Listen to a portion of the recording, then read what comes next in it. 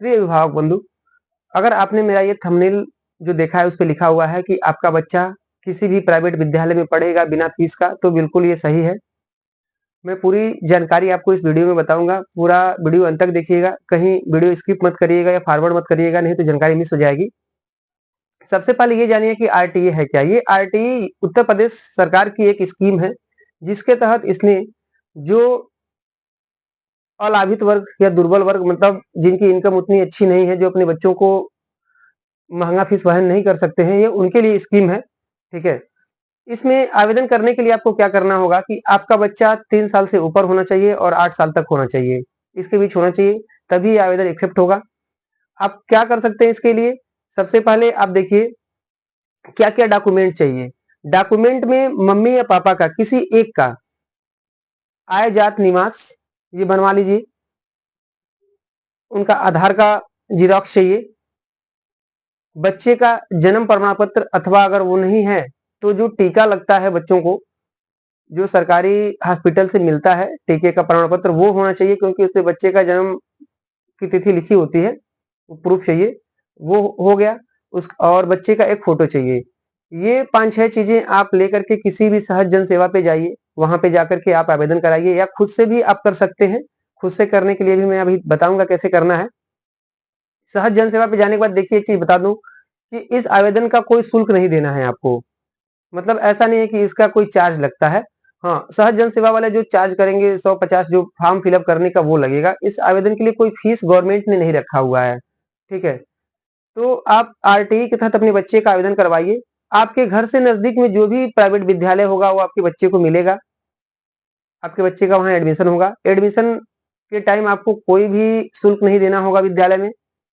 किसी प्रकार के शुल्क, चाहे एग्जाम शुल्क हो गया, एडमिशन शुल्क हो गया, चाहे किसी प्रकार का शुल्क आपको नहीं जमा करना है। अगर विद्यालय वाले ऐसे करते हैं तो उनके खिलाफ आप IGRS, जो सीएम का हेल्पलाइन नंबर है 1076, उस पर आप कॉल करिए, शिकायत दर्ज करिए।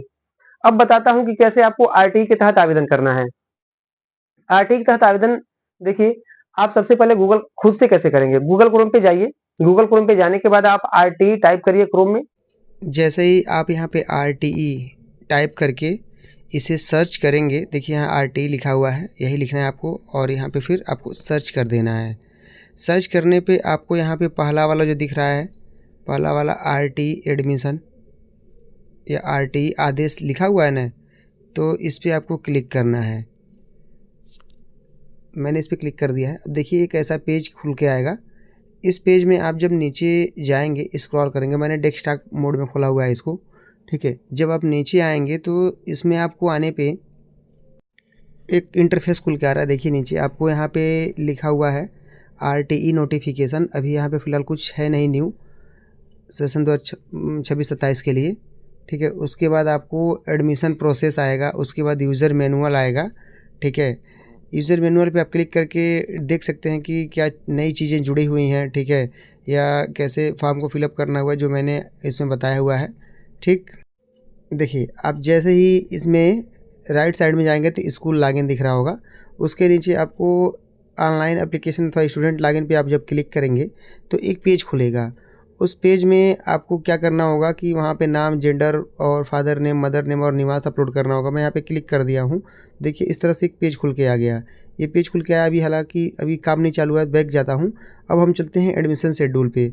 एडमिशन शेड्यूल पे जैसे ही आप क्लिक करेंगे, ठीक है, तो वहाँ पे आपको दिख जाएगा कि कौन सा लॉटरी किस टाइम भरा जाना है। यहाँ पे खुला हुआ है तो ये पिछले साल का है। ठीक है। तो ऐसे ही इस साल का 2027, 28, 26, 27 के लिए ये सभी प्रक्रिया करने के बाद आप फाइनल सबमिट करिए। सबमिट करने के बाद इसमें लॉटरी का डेट जब आएगा, यानी कि इसमें लॉटरी निकलती है, 4 से 5 लॉटरी बनाई जाती है दिसंबर, जनवरी, फरवरी, मार्च तक। ठीक है।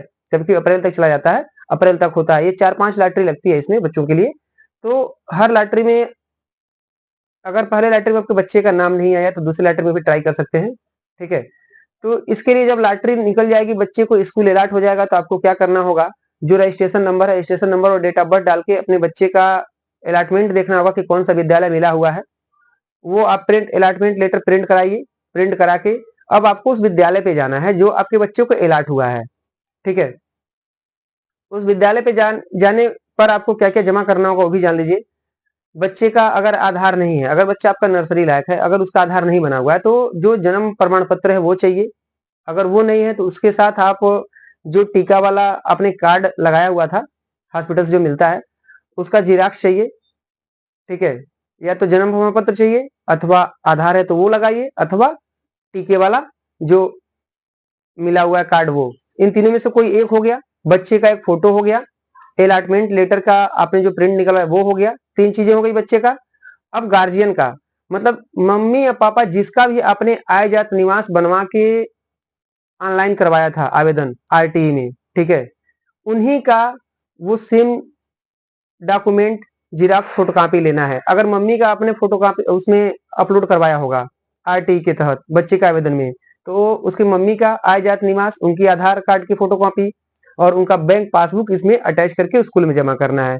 क्यों बैंक पासबुक क्यों जमा करना है? क्योंकि बैंक पासबुक आपके खाते में गवर्नमेंट पैसा भेजती है बुक्स और ड्रेस खरीदने के लिए, ठीक है, तो आपके खाते में आता है। इसलिए जब भी आप इसमें बैंक बैंक अकाउंट दें तो ऐसा बैंक अकाउंट दें जिसमें लेन देन होता है, ठीक है। तो ये चीजें हो गई, इतनी चीजें आप लाके विद्यालय पे जमा करिए, ठीक।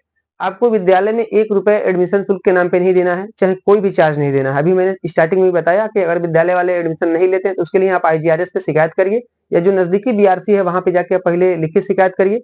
उससे भी नहीं सुनवाई होती है तो आईजीआरएस पे आप तुरंत शिकायत कर दीजिए कि मेरे बच्चे का स्कूल अलॉट हुआ है और विद्यालय वाले एडमिशन नहीं ले रहे हैं, आनाकानी कर रहे हैं। एक चीज ये भी है कि बहुत से बीआरसी पे ऐसे भी होता है, इस समय हो रहा है, पिछली बार भी ऐसे हुआ था कि बीआरसी वालों ने पैसा लिया था बहुत लोगों से कि इतना पैसा दीजिए आपके बच्चों को मैं मनचाहा स्कूल अलॉट कर दूंगा। तो आप बिल्कुल पैसा ना दें, ठीक है। उसमें आप ऑनलाइन करिए, ऑनलाइन करने के बाद आपके बच्चे का लॉटरी में नाम निकलता है तो ठीक है, अन्यथा अगली लॉटरी में आप बच्चे का नाम को फिर एक बार और रजिस्टर करिए। क्योंकि गवर्नमेंट जो है ये हर संभव प्रयास कर रही है कि कोई भी ऐसा परिवार ना हो जिसका बच्चा पढ़ने से वंचित रह जाए। अगर सरकार आपको इतनी सुविधा दे रही है कि आप प्राइवेट विद्यालय में भी अपने बच्चे को पढ़ा सकें, जिसमें आपको 1 रुपए फीस नहीं देनी है, तो इसमें आपका क्या जाता है?